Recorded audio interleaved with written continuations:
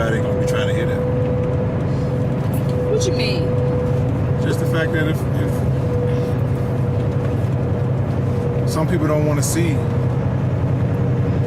your growth and change, they may say they want to. They may say they want you to do it, but do they really? You mean as far as trucking, right? I mean, as far as life, period. Yeah. Well, I mean, people put their fears on you. What they look at and how they look at situations. They're going to say, okay, well, why would you want to do that? Why would you want to be away from your family? Why would you want to live in a truck? Why would you not want to have a home and have what quote unquote society says is stability? But people have homes and they are dysfunctional ones, so right. Is it what makes that so much greater? Right. I mean, it's being a part of the matrix, just being in the box. You know what I'm saying? And even when we was home and we was in the box, when you came to me about trucking, I felt like that. I was like, driving on the road, living in a truck. Come on, man. Because the reality was my reality then. That was my reality. You know what I'm saying? It wasn't until I came out on the road, I was actually traveling, seeing all these beautiful places, and I'm actually living in a truck and gaining experience, making the money, and able to look at that situation from a different place. Now I can see it. You know what I'm saying? I mean, because we're living out here and we see the future.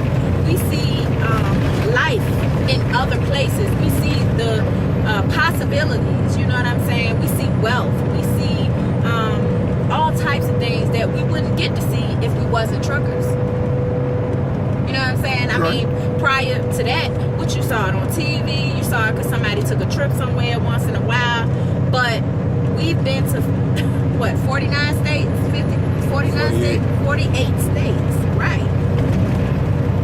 And, I mean, people are living well. Well, actually 47, because we haven't been to Rhode Island yet. Right.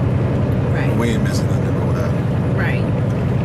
I'm just saying, you have to get to a point in your life as an individual. You have to look at your situation for what it is and say, okay, what I'm doing, is this going to take me to this next level? Is it going to get me where I'm trying to go?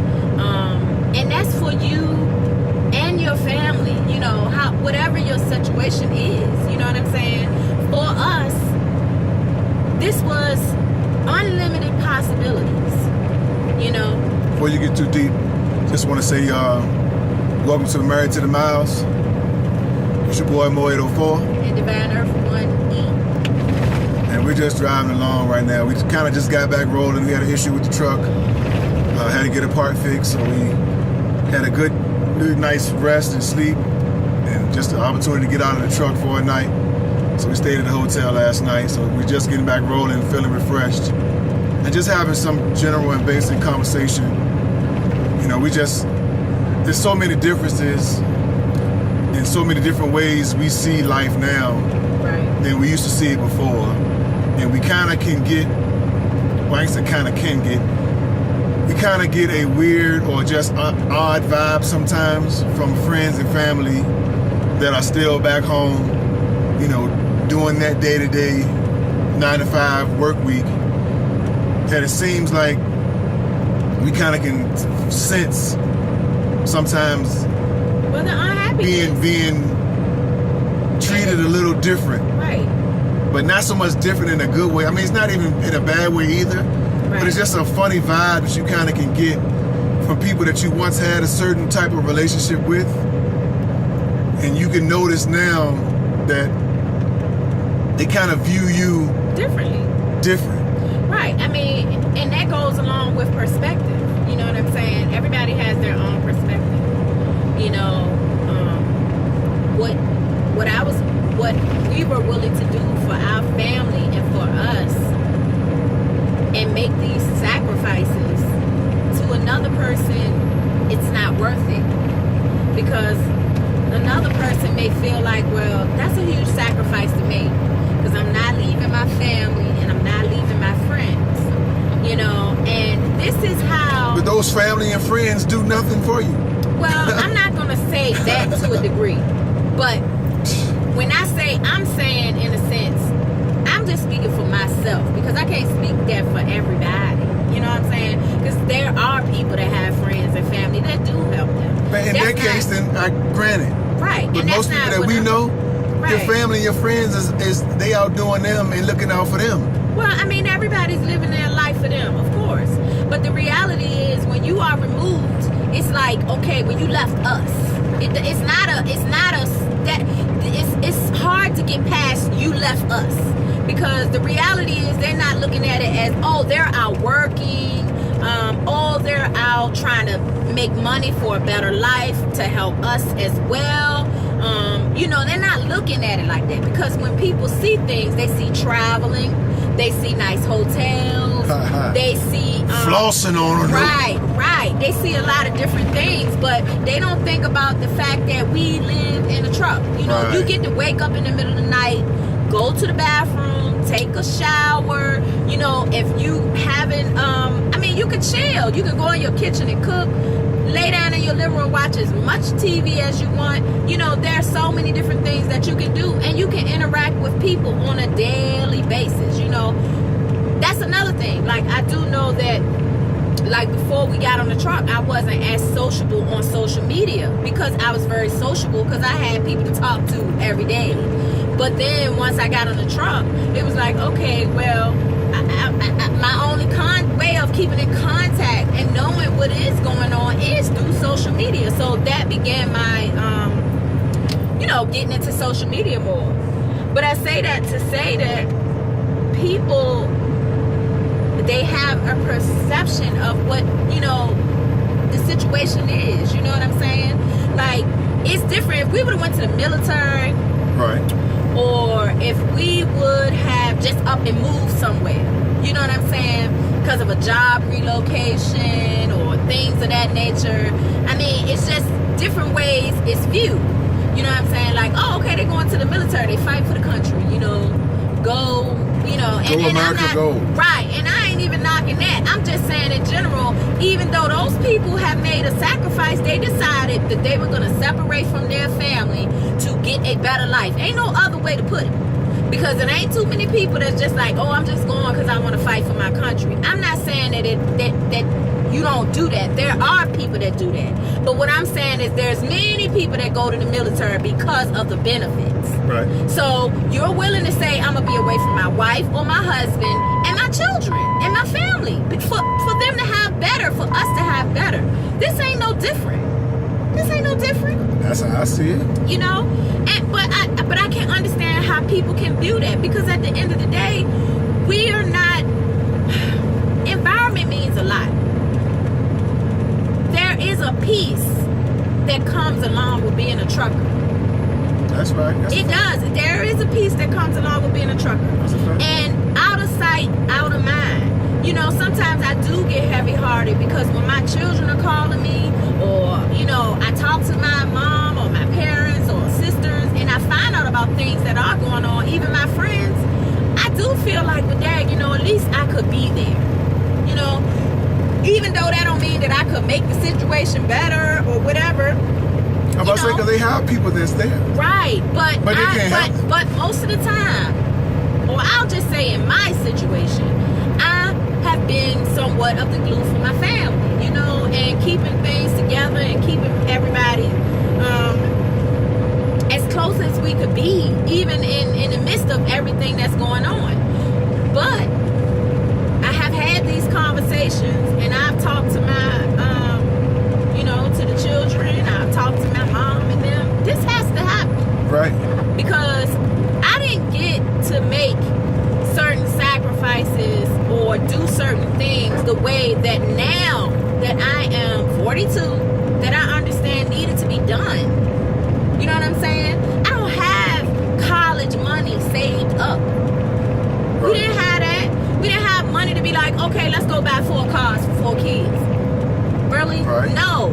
Didn't have money to be like, oh, okay, yeah, let's pay that $1,000 a month to keep everybody insured, because a lot of times you might insure your kids till they 26. Right. You know what I'm saying? Some of those things that we fell into some of that stuff now. Right. Or just having the benefits. You know what I'm saying? Like, even, it took me years to even understand, a long time, what 401 was, because I can remember leaving jobs and didn't even take my 401 with me. I just left. I'm sure it was money in there. I could have took that 401 to every company that I went. But when you know better, you do better. And it's a lot that I didn't know. You know what I'm saying? It's a lot that I didn't know. And this is you live and you learn and you do better. We're doing our do better. Right. That's where we're at right now. We're into doing better. You know what I'm saying? And I don't care about what it looks like, what the perception is. What I care about is, at the end of the day, when my child or our children call us, when they need things from us, we're able to provide it. Right. And that's what you should be able to do by the time your children, you should be able to do it throughout your children's life, period. But when they get of a certain age, please, please, please hear what I'm saying. You think that your money hit your pockets when they're young. The money hit your pockets when they get older. Right. Because that's when they really need you in their life. That's when they really need you. You know what I'm saying? You don't want to be in a position that your daughter is getting ready to get married, and you got to say, honey, I just, I don't have the money to help you get that dress or to help you with that wedding. You gonna downtown. Go ahead and get with the groom and see if his family can do that. And then, okay, say you can't do that. You don't want them to come back to you and say, well, look, we having a little hard time. We might need help with our deposit or our closing costs for a house. These are things that parents We might need to come live with you. We might need to come live with you, right? And we know that there is a systematic way that, in reality, they say things should go this way and that way, but that's not all everybody's situation. It's just not that. We have a very rare situation, and it just so happened that because we had children younger, and our situation is the way it is, that when they became of age, that we weren't leaving any babies at home. Right. And we were able to come out here with a free conscience, a clear conscience, to say, okay, I can travel because I know that they're all right. Right. And we're working towards the things and the goals that we have in store, But it's like, you got to get to a point that you just grow up. You just got to grow up. And you can't keep doing the same thing over, thinking you're going to get some different results. That's insanity. That's a fact. That's why I don't have an issue. I mean, other than, immediate family, the kids and things, I don't have an issue with not going home. Right. Because me being home, when I get around, my friends and my homies and, just people that I done came up with and grew up with, everybody's still doing the same things. And still making the same complaints. Right. So to me, I mean, after 2 days, 3 days at the most, being around those same environments, it's a downer for me. Right. Like, I literally either gonna stay away and gonna keep myself for the most part isolated, just because I don't even want to see and deal with none of that stuff. Like, I have issues with whether it's weed, things of that nature. Like, I'm not gonna sit there and be around and involve myself and just sit amongst certain. I'm not putting that type of stuff on me. Like, I'm still a real dude that's out here. I need this escape. I need this whole getaway to literally force me to get myself on a straight and narrow path. Because I know with too much idle time, I know I'll blow it. I've always been that way. Right. So just being on the truck for me, discipline for you. Being on the truck for me was strictly that. Right. I mean, not strictly, but it was a lot of it was that. I needed to get up and get from around the complacency and all. Oh man, because I mean, even I'm 43. Right. But in my 40s, I still battle with my own self. Right.